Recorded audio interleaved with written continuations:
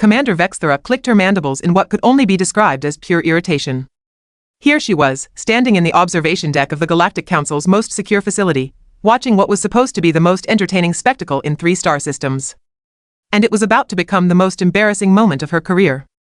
"Are you absolutely certain this human can't cheat?" she asked her aide, a nervous little Quellian named Pip-Talk who kept adjusting his 3 pairs of spectacles.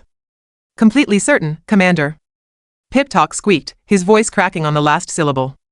"The containment field prevents any technological assistance. No neural implants, no quantum computers, not even a simple calculator. Just organic brain matter and, well, whatever passes for intelligence in these primitive creatures." Vexthera snorted, a sound that came out like steam escaping from a broken pipe. The human in question was currently sitting cross-legged on the floor of the puzzle chamber, looking about as threatening as a deflated balloon. His name was Marcus Webb, according to the files, and he appeared to be examining his fingernails with the kind of casual interest one might reserve for watching paint dry. The being they were all here to see humiliated was none other than Keth'vorian the Eternal, self-proclaimed master of all riddles and puzzles. Standing nearly 12 feet tall on his 6 spider-like legs, with a brain case the size of a small moon, Keth'vorian had spent the last 3 centuries making absolutely everyone's life miserable with his intellectual superiority complex. "Behold." Keth'vorian's voice boomed through the chamber's speakers, dripping with the kind of arrogance that made you want to punch something. "Before you lies the infinite paradox cube. 5,000 years of mathematical complexity. Quantum equations that would make your primitive minds weep. Temporal loops that exist in 17 dimensions simultaneously." Marcus looked up from his fingernails and yawned. Actually yawned. Like he was watching his grandmother knit socks. "Oh, come on," Vexthera muttered under her breath. "At least pretend to be impressed, you hairless ape." The cube itself was admittedly spectacular. A writhing mass of geometric shapes that seemed to fold in on themselves, covered in symbols that hurt to look at directly. Colors that didn't technically exist in normal spacetime flickered across its surface, and the whole thing hummed with an energy that made everyone's teeth ache. "This puzzle," Keth'vorian continued, his 8 eyes gleaming with malicious glee, "has stumped the greatest minds in the galaxy. The hyper-intellectuals of Andromeda 7 spent 3 decades on it before admitting defeat. The quantum monks of Theta Prime meditated on it for 2 centuries and achieved nothing but enlightened confusion. Even I, in my infinite wisdom, required 47 years, 3 months, and 6 days to solve it." Marcus stood up, stretched like he was preparing for a light jog, and walked over to the cube. He tilted his head slightly, the way you might look at a mildly interesting piece of street art. "The rules are simple," Keth'vorian proclaimed. "Align all dimensional matrices while maintaining quantum coherence across all 17 planes of existence. Simple for a superior mind like mine, but for a human." He let out a sound that might have been laughter if laughter sounded like a garbage disposal eating silverware. "Commander," Pip-Talk whispered urgently, "perhaps we should have chosen a different human. The records indicate this one scored poorly on standardized intelligence tests." "It's too late now," Vexthera replied through gritted teeth. "The entire council is watching. Half the galaxy has placed bets on this." Marcus reached out and touched the cube. The moment his finger made contact, the entire chamber fell silent. Even Keth'vorian's constant bragging came to an abrupt halt. The human stared at the cube for exactly 12 seconds. Everyone in the observation deck held their breath. Pip-Talk's middle pair of eyes began to cross from the tension, then Marcus smiled. Not the confident smile of someone who understood the challenge ahead. No, this was the kind of smile you might see on someone who had just spotted their car keys exactly where they left them. "Oh," he said, his voice carrying easily through the chamber's acoustics, "this old thing." Keth'vorian's brain case actually pulsed with indignation. "Old thing? Old thing? This is the pinnacle of intellectual achievement. The crowning glory of puzzle creation." Marcus reached out with both hands and began manipulating the cube. Not carefully, not methodically, not with the reverence such a masterpiece supposedly deserved. He handled it like he was adjusting a radio dial to get better reception. Click. Twist. Flip. Rotate. What is he doing? Pip-Talk squealed. "I have absolutely no idea," Vexthera replied, but her voice had lost its earlier irritation and gained something else entirely. Something that might have been hope. The cube's humming grew louder. Its impossible colors began to shift and stabilize. The geometric shapes that had been writhing like living things suddenly snapped into perfect alignment. Marcus made one final adjustment, the kind of casual wrist movement you might use to turn off a light switch. The infinite paradox cube suddenly looked like exactly what it was, a solved puzzle. Total elapsed time, 37 seconds. The observation deck was so quiet you could have heard a pin drop in a neighboring star system. Keth'vorian's 8 eyes had gone completely blank, as if his brain had simply refused to process what it had just witnessed. Marcus looked up at the massive alien with the expression of someone who had just completed a mildly tedious household chore. "So," he said cheerfully, "what's next?"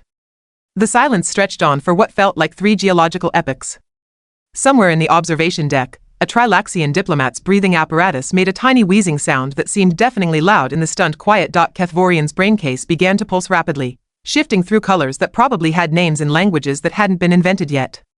His 6 legs started doing a little dance that looked suspiciously like the beginning stages of a nervous breakdown. That's impossible," he stammered, his voice lacking all of its earlier pompous authority. "You couldn't have. There's no way a primitive species could." Marcus scratched his head with the kind of casual indifference that made Vexthera want to either promote him or throw him out an airlock. "Well, yeah, it was tricky at first. But once you realize it's basically just a 3-dimensional version of a Rubik's Cube with some fancy lighting effects, it gets pretty straightforward." "Rubik's what?" Keth'vorian shrieked, his voice cracking like a teenager asking someone to prom. "You know, Rubik's Cube? Hungarian guy invented it back in the 70s? My little sister Emma had one. Used to solve it during commercial breaks while watching TV." Marcus shrugged. "This one just has a few more moving parts and some sparkly bits." Pip Talk's 3 pairs of spectacles had somehow managed to fog up simultaneously. "Commander," he whispered in a voice so small it was practically subatomic, "our entire intelligence assessment of human capabilities may need revision." Vexthera was experiencing what could only be described as the intellectual equivalent of whiplash. One moment she was preparing to file a report about human stupidity, and the next she was watching her entire understanding of the universe get turned inside out by a creature who apparently used ancient Earth children's toys as reference material. Keth'vorian was now pacing back and forth on his 6 legs, muttering to himself in what sounded like 17 different languages of panic. But the quantum matrices, the dimensional alignments, the temporal paradoxes. I spent decades calculating the proper sequences. "Oh, those," Marcus said, examining the now-solved cube with mild interest. "Yeah, you really overcomplicated that whole thing. See, the trick isn't to solve each dimension separately. You just treat the whole thing like one big pattern and work from the inside out. Takes maybe 2 minutes once you get the hang of it." 2 minutes? Keth'vorian's voice had reached a pitch that was probably causing dogs to howl on nearby planets. "Well, 37 seconds if you're in a hurry," Marcus added helpfully. "Though to be fair, I've had practice. My nephew Tyler got me one of these deluxe models for Christmas last year. His version had rainbow LEDs though. Much prettier than this one." The observation deck erupted into chaos. Half the assembled alien dignitaries were frantically taking notes while the other half were placing urgent calls to their respective homeworlds. The crystalline ambassador from Sector 9 was literally vibrating with excitement, while the methane breathers from the outer rim were making sounds that their translators were politely rendering as unprintable. "Commander," Pip Talk managed to squeak out, "what do we do now?" Vexthera watched as Marcus picked up the solved cube and began idly manipulating it again, apparently solving and resolving it for entertainment. "Well," she said slowly, "I suppose we could ask him if he wants to look at some of our other impossible puzzles." Down in the chamber, Keth'vorian had apparently moved past denial and anger and straight into the bargaining phase of grief. "Perhaps," he said with desperate hope, "you could explain your methodology? Share your advanced techniques? Surely there's some sophisticated algorithm you're using?" Marcus looked genuinely puzzled by the question. "Algorithm? Dude, it's pattern recognition. You know, like when you're looking for your keys and you remember you always put them in the same 3 places? Except with more math and glowy stuff." "Pattern recognition," Keth'vorian repeated faintly. "Right. I mean, don't get me wrong, it's a nice puzzle.